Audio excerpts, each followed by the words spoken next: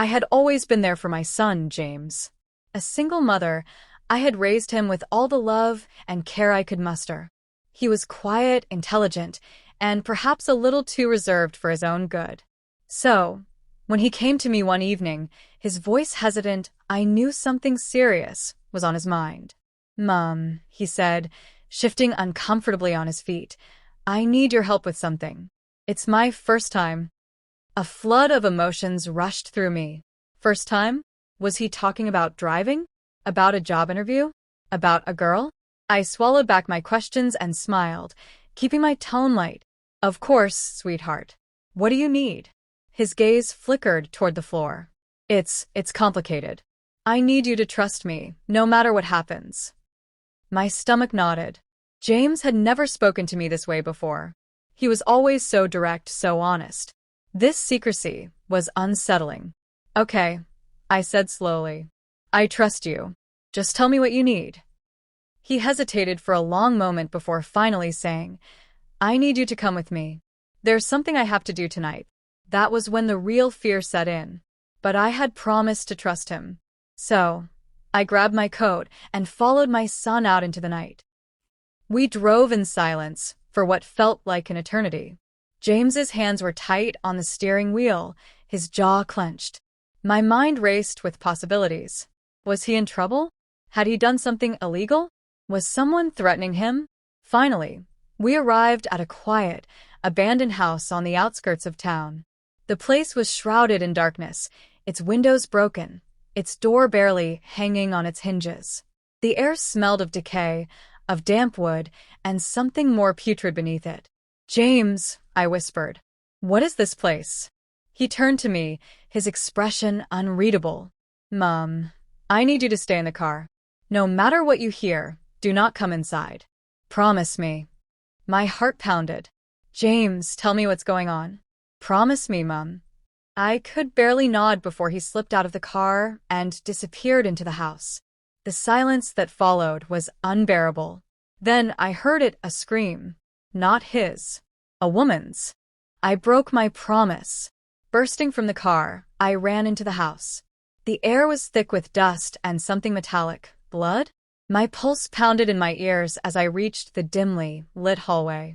The walls were scratched, as if someone had clawed at them desperately. The floor creaked under my hesitant steps.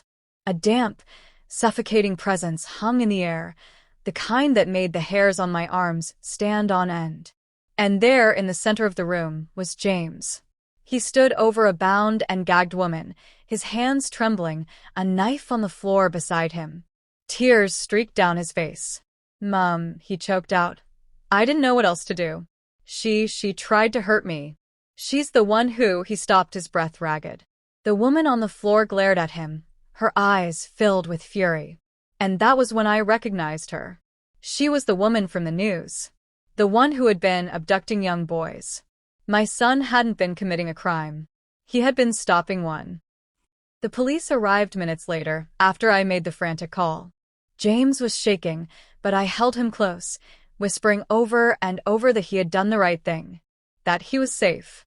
The woman was taken into custody, and James was hailed as a hero.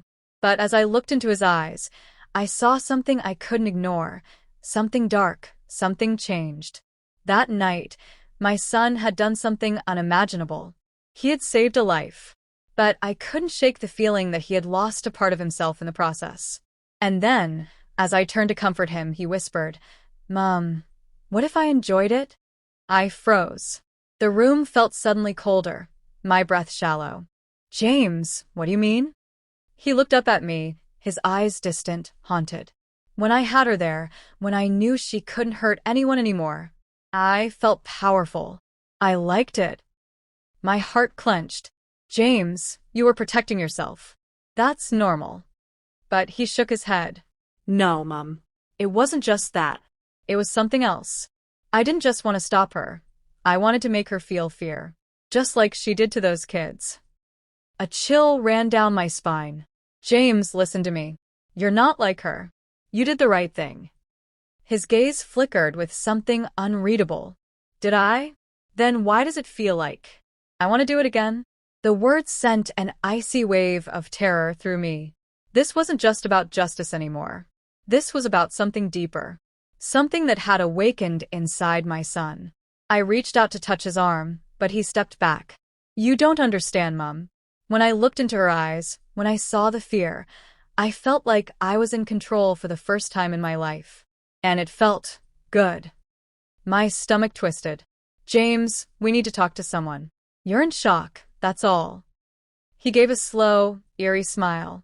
Maybe. Or maybe, Mom. I just learned something new about myself. And now, I want to see what else I'm capable of.